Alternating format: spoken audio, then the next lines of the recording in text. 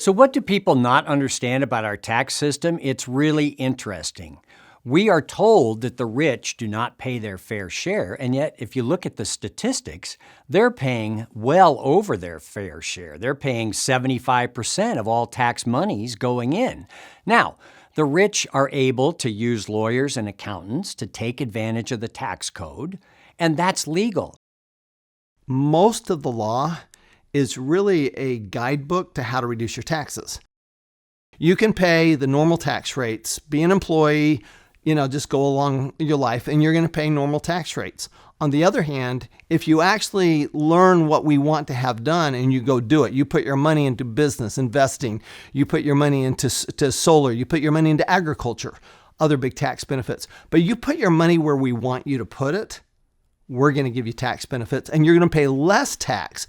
What the government really wants are things that improve the economy. For example, if you build housing for other people, in other words, apartment buildings, then we're going to give you huge tax benefits.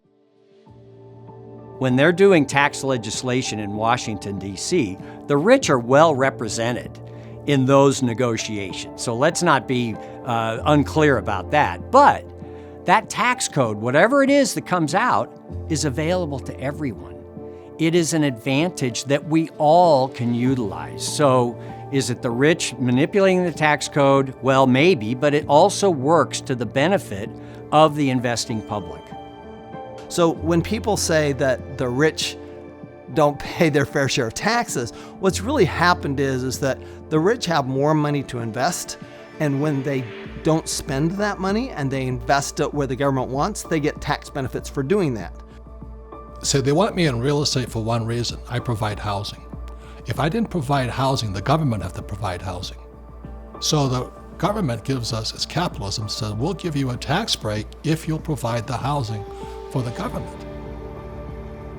Typically, the more income you make, the more taxes you pay, but the more assets you buy, the less taxes you pay. The rich don't work for money, they work for assets. And because they work for assets, because they're putting their money into assets, they don't pay tax, because that's what the government wants them to do.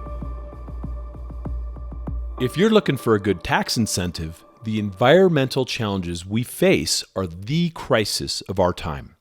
World governments are creating huge incentives for green energy solutions to combat this. Hey, it's Dr. Pedram Shojai, the host of the Great Heist film. We are doing a free screening of this film. You just saw a clip. You could see the entire film for free. Click right here and you'll get access.